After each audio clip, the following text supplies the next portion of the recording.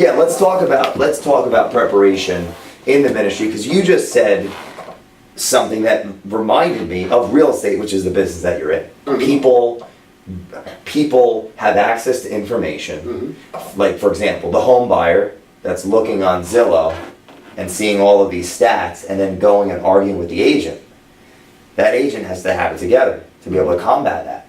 Right. Yeah. Go ahead, finish. It sounds like the exact thing that you're talking about in your ministry, and how important competence is and preparation is going into adding value to your audience, to the people that are investing their time in you. They have access to information. It might not be correct. Right. And if you're not competent, it's going to be hard to overturn. I don't want to use the word ignorance, but misguided perception. It's going to be hard. Even the word ignorance, when we think of ignorance, we typically think of not a lack of information, because that's what ignorance is, a lack of information, or wrong information. But when we think of ignorance, we typically look at behavior. Oh, they ignorant.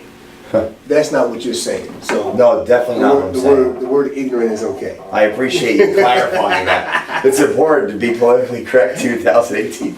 So what are some of the things that, because ministry is a big part of your life, and what are some of the things that individuals have to do to be more competent in that field? Well, you have your relationship with God. That's primary. But the problem is, a lot of times we think that if God said it, that's it, and it should be. But the challenge is, did God actually say it? Or did you think that's what he said? Did you presume that's what he said because of what you've been told? And a lot of times we come to this place in our lives, we've heard things, we've learned things, and that's what we believe is true. Yeah. We didn't question things. One of the examples my pastor always gives is there's a verse that says in Deuteronomy 22:5, a woman shall not wear that which pertains to a man. They always thought that meant wearing pants. Well, in the Bible times, nobody wore pants. Yeah. Why did it take us so long to figure that out? So when we look at competence, is understanding the author, like anything. If you're going to understand anything, the first thing you want to do is who wrote it. Who was it written to? What lens were they looking through? What was the context? And a lot of times we don't do that. So if you look at any document, the Constitution is one that we look at. There's no two interpretations of the Constitution. When you look at your paycheck, there's no two interpretations of that paycheck. So when we look at the Bible, why are we getting all these different meanings and understandings? Because we're not taking the time to understand the foundation of it. When God allowed the Bible to be formed, who was he writing to? What was his purpose? Who was the audience? What was going on? And so there's sometimes, when we look at the scripture, there's two ways we have to look at the scripture. The Bible is descriptive and the Bible is prescriptive. In other words, it explains what did happen and it explains what should have happened. And a lot of times we're looking at it through the wrong lens. So we're saying, people say the Bible endorses slavery. The Bible doesn't endorse slavery.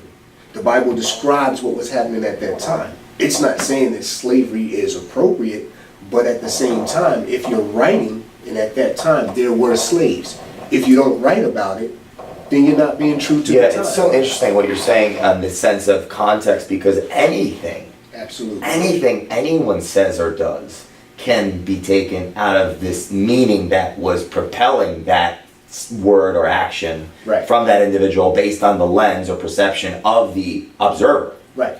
And that creates misalignment in the world. When I do premarital preparation with couples, one of the biggest things we talk about is communication. In communication, you have a lot of variables that go into it. You're part of the conversation, I'm part of the conversation. If I'm starting the conversation, I have a message that I want to convey to you. Yeah. That message has a meaning to me.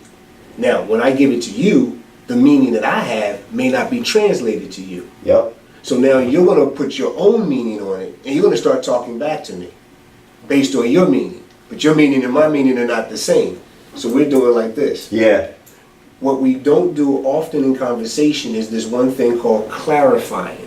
So let me make sure I understand what you're saying before I respond to that. And how do you clarify? You ask questions And you listen. and you listen. How have you learned this, Aaron?